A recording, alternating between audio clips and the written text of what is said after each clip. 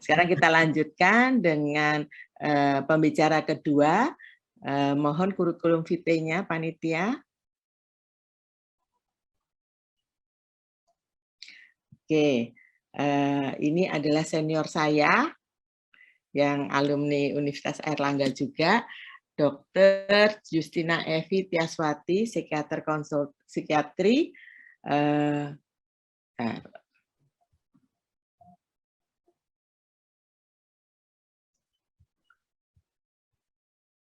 Beliau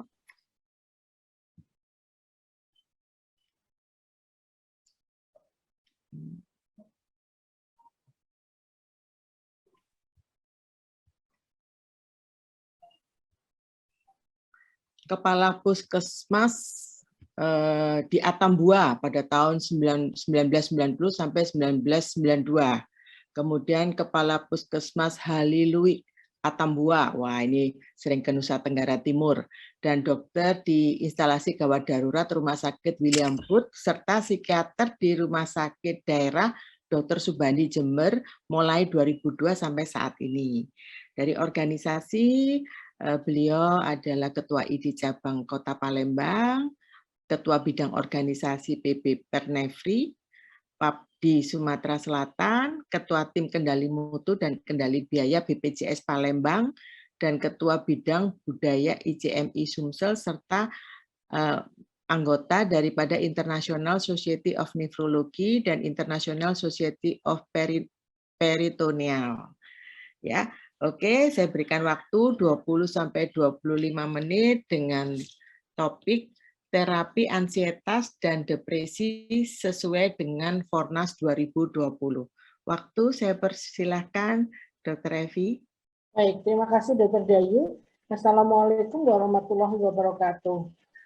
Saya izin share screen ya. Inggih, dokter.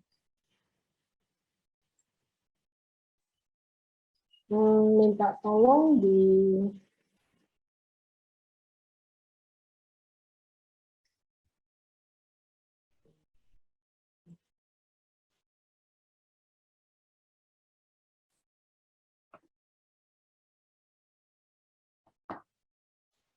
apakah sudah kelihatan? Belum. Nah, sudah dokter. Tinggal di screenshot yang diperbesar, dokter. Ya. Oke.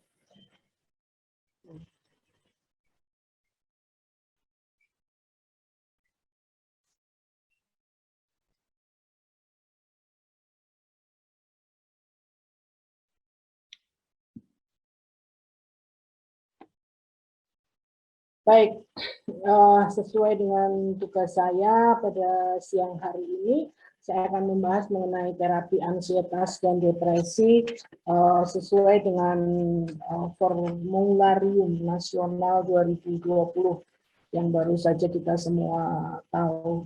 Sebagai pengingat saja, di sini saya mengulang apa yang sudah dikerjakan, dilakukan, dijelaskan oleh Dr. Bagus tadi, yaitu mengenai ansietas, di mana kita pasti tahu bahwa ansietas itu, kecemasan itu perasaan yang tercekik. Jadi ada perasaan tegang, kemudian khawatir, kemudian takut, bisa tidak berkaitan dengan ancaman yang nyata, kemudian juga bisa juga ada ketidakmampuan bertindak dan kemungkinan untuk menarik diri. Seperti itu. Kemudian penggolongannya tadi sudah dijelaskan secara lengkap dan rinci oleh Dr. Bagus. Kemudian ini ada beberapa sindrom. Jadi ada kita yang mesti harus, tadi sudah ada psikometri yang bisa kita kerjakan, tetapi yang jelas pasti harus ada keterjakaan, jadi ada hiperarousal, kemudian juga meningkatnya aktivitas simpatetik, kemudian ada perasaan subjektif mengenai ketakutan dan cemas. Bisa jantung berdebar, nafas cepat, mulut kering, kemudian seringkali adalah keluhan lambung. Di sini ada beberapa poin untuk manajemen ansietas yang kita harus tegakkan. Yaitu yang pertama adalah mengidentifikasi dulu. gejala-gejala ansietas. Apakah ansietas ini menyebabkan distres atau hanya sekedar gangguan fungsional? Karena yang namanya cemas itu semua orang pasti. Nggak pasiennya, nggak psikiaternya pasti pernah merasakan apa yang dinamakan suatu kecemasan. Kemudian kita juga harus menyadari, mencari tahu apakah kecemasan ini disebabkan oleh kondisi medis atau hanya psikiatri. Apakah kecemasan ini merupakan komorbiditas kondisi medik atau psikiatri lain, ataukah kecemasan ini diinduksi obat atau terkait dengan beberapa macam obat?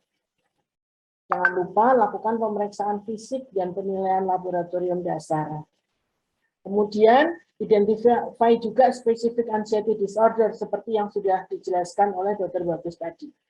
Mulai dari PTSD, kemudian juga ada OCD, kemudian ada panik, dan yang lainnya. Kemudian comorbid medis, itu kita juga harus mencari. Kemudian comorbid jiwa, apakah ada penyalahgunaan zat? Dan di sini nanti kenapa mesti harus saya sebutkan, karena paling tidak nanti kebanyakan dari terapi anti cemas adalah benzodiazepin, sehingga itu harus kita perhatikan betul. Kemudian pertimbangkan terapi yang merupakan lini pertama untuk dari kedua gangguan yang kita dapatkan. Kemudian bila ada gangguan mood, pertimbangkan terapi yang lebih efektif untuk kedua gangguan ini. Jadi di sini nanti saya hanya akan membahas mengenai terapi depresi dan cemas. Kemudian juga pertimbangkan perawatan psikologis dan farmakologis. Jadi preferensi dan motivasi pasien sangat penting untuk memilih modalitas pengobatan. Jika perawatan psikologis formal tidak diterapkan, contohnya yang tadi seperti Dr. Petrin sudah menjelaskan adalah psikoterapi, maka semua pasien harus menerima pendidikan dan dukungan untuk mendorong menghadapi ketakutan mereka. Jadi beberapa pilihan untuk anxiety, untuk kecemasan, gangguan kecemasan adalah perawatan psikologis. Dan di sini harus dilakukan evaluasi secara keseluruhan terlebih dahulu. Kemudian dilihat bagaimana respon yang tidak memadai sesuai pengobatan dengan individu. Karena sebetulnya kecemasan ini tidak harus selalu menggunakan obat-obatan farmakologis. Kalau kita tahu dasar-dasar pasiennya dengan kepribadian yang lebih bagus, mungkin dengan perawatan psikologis, psikoterapi, kita sudah bisa membantu dia untuk mengurangi ketakutan dan kecemasannya. Untuk pengobatan farmakologis, di sini ada beberapa pemilihan obat-obatan dan pertimbangkan untuk pemakaian benzodiazepin jangka pendek jika kecemasannya parah, atau bila terdapat agitasi atau gangguan fungsional akut. Di sini ada beberapa kombinasi potensial yang bisa dapat saya sampaikan mengenai perawatan psikologis dan perawatan farmakologis. Di antara kombinasi ini, semuanya itu disertai dengan perawatan psikologis. Jadi bisa SRI, SSRI atau SNRI ditambah dengan benzodiazepin jangka pendek, di mana nanti benzodiazepin jangka pendeknya akan kita tapering off lebih cepat. Kemudian SSRI dan SNNI dan ditambah dengan antikonvulsan atau antipsikotik atipikal. Nah, kemudian bisa juga dapat juga dengan beberapa untuk beberapa gangguan, untuk beberapa agen-agen tambahan. Jadi di sini ada beberapa kontraindikasi yang harus diingat, yaitu SSRI, SNRI, trisiklik, dan MAOI itu tidak boleh. Kemudian buspiron dan MAOI juga tidak boleh. Follow up untuk gangguan kecemasan memakan waktu kira-kira 8-12 minggu. Jadi pertahankan pengobatan ini 2-3 bulan. Tetapi farmakoterapi mungkin akan diperlukan selama 1-2 tahun. Yang pertama, langkah pertama adalah agen lini pertama. kemudian optimalkan dosis tersebut. Kemudian bila tidak memadai, kemudian terdapat respon atau efek samping, maka kita beralih ke agen lini pertama yang alternatif. Tetapi bila tidak sesuai dengan target, artinya ada respon parsial, kita perlu menambahkan agen lain untuk ditambahkan lebih dahulu, mungkin kemudian bisa dipertimbangkan dan kemudian setelah itu bisa kita beralih. Jadi artinya kita harus menambahkan agen lain dulu. Kemudian bila langkah 1 dan langkah 2 itu tidak bisa atau tidak memenuhi standar atau tidak mencapai target, tidak mencapai apa yang kita inginkan, maka pertimbangkan untuk rujuk ke spesialis. Jadi untuk fase 1 silakan pada 1 dan 2, tetapi kalau misalnya memang sudah tidak mampu, maka silakan dirujuk ke spesialis, ke rumah sakit umum atau ke rumah sakit jiwa. Untuk depresi, jadi ini ada beberapa gejala, tadi sudah diberitahukan juga, sudah dijelaskan oleh Dr. Bagus. Jadi ringan itu 2 gejala utama dan 2 gejala lainnya. Kemudian sedang itu 2 gejala utama dan 3 gejala lainnya. Kemudian kalau berat itu 3 gejala utama dan 4 gejala lainnya. Kemudian bisa juga disertai dengan gejala psikotik yang berisi dengan halusinasi dan waham. Di mana di sini wahamnya kebanyakan adalah waham nihilistik dan waham bersalah. Kemudian manajemen lanjutan untuk episode depresi. Yang terutama adalah psikoterapi, kembali lagi ke cognitive behavior therapy, mindfulness based cognitive therapy, interpersonal therapy, psikodinamik therapy, atau group therapy. Jadi di sini cognitive behavior therapy itu berfokus pada mengkoreksi pikiran negatif, perasaan bersalah yang tidak rasional, dan rasa pesimis pasien. Kemudian pada interpersonal maka kita berfokus pada konteks sosial depresi dan hubungan pasien dengan orang lain. Kemudian bisa medikamentosa atau terapi kejang listrik. Kemudian pada medikamentosa di sini ada gambaran neurotransmitter, beberapa neurotransmitter yang berkaitan dengan depresi dan beberapa obat yang sudah begitu banyak sekarang terdapat atau ada. Mana-mana yang harus kita pilih, jadi seperti yang tadi, pilihan pertamanya tetap SSRI. Jadi di sini ada monoamin oksidase, ada spesifik serotonin reaktif, ada noradrenalin reaktif inhibitor, ada trisiklik antidepresan, kemudian ada serotonin noradrenalin reaktif inhibitor, kemudian juga ada obat yang noradrenalin and specific serotonergic antidepresan. Ada beberapa. Jadi artinya ini beberapa macam obat yang harusnya untuk terapi antidepresan. Sementara di sini ada beberapa golongan, yaitu golongan mix 5-HT atau reaktif inhibitor, bisa antidepresan trisiklik atau venlafaxine, kemudian SSRI itu fluoxetine, paroxetine, sertralin, dan glucosamine, kemudian antagonis reseptor 5-HT2A yaitu trazodone, methazodone, dan mirtazapine. Kemudian mix NADA reaktif inhibitor adalah bupropion. Sementara MAO inhibitor adalah phenelsin dan transipropromin. Pada untuk prinsip umum terapi di sini depresi, pada penggunaan obat antidepresi itu sulit diprediksi sebelumnya mana yang akan paling efektif karena pilihan awal bisa dilakukan secara empiris, jadi mana yang sering dipakai. Beberapa faktor yang mempengaruhi pemilihan obat antidepresan adalah riwayat respon pasien terhadap obat. Jadi tadi dijelaskan bahwa yang terjadi atau yang sering adalah depresi berulang. Sehingga kalau ada depresi berulang, maka kita tanyakan obat yang lama itu apa.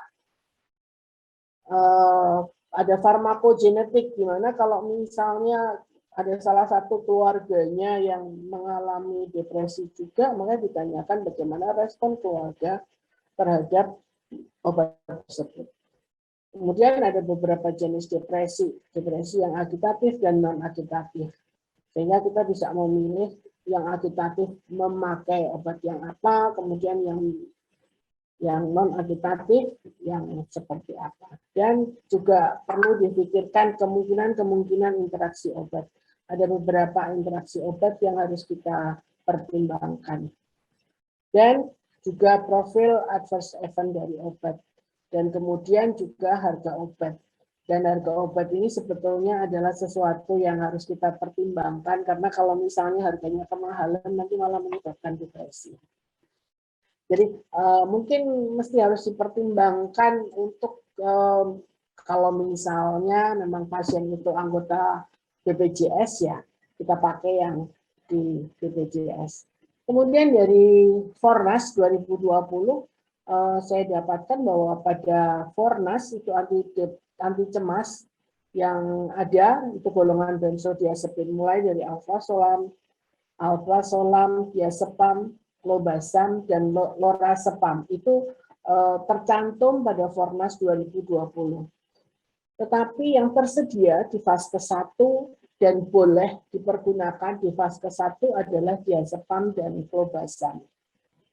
Kenapa tidak pakai alprazolam? Alprazolam ini memang golongan obat dengan reaksi yang paling cepat, tetapi juga adiktifnya sangat cepat juga. Sehingga dan alprazolam itu sebetulnya adalah untuk khusus gangguan panik.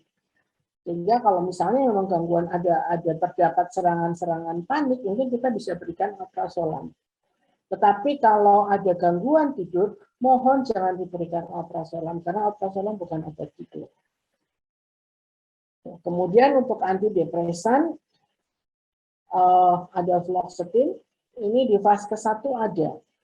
Kemudian sertralin, kemudian juga amitriptilin, ini juga di Vaskes 1 ada, kemudian maproxyl. Jadi ini yang ada di Fornas. Dan saya kira ini adalah obat-obatan lini 1 yang bisa kita terapkan pada pasien dengan depresi awal. Sehingga kalau misalnya dengan obat-obatan ini kita belum dengan dosis yang optimal, kita belum mendapatkan hasil, maka kita bisa tingkatkan dosis obat ini sesuai dengan dosis terapeutik sampai dengan dosis maksimal. Dan kemudian bisa juga kita tambahkan beberapa obat-obatan antipsikotik atipikal. Jadi seperti golongan risperidon, bisa juga golongan-golongan yang lain. Tetapi untuk fase 1, bila dengan pemakaian antidepresan fluoxetine ataupun amitriptilin, bisa juga dikombinasi dengan diazepam atau clobazam, tetap tidak ada perbaikan, maka silahkan dirujuk. Karena pada rumah sakit umum ada beberapa obat antidepresan seperti sertralin atau maproxyl itu ada di Vaskes 2, bisa diberikan untuk pasien-pasien BPJS. Ya, kecuali kalau pasien umum kita mungkin bisa memberikannya sesuai dengan apa yang kita sampaikan. Oke, saya kira secara singkat itu yang bisa saya sampaikan. Jadi saya kembalikan ke Dr. Dali.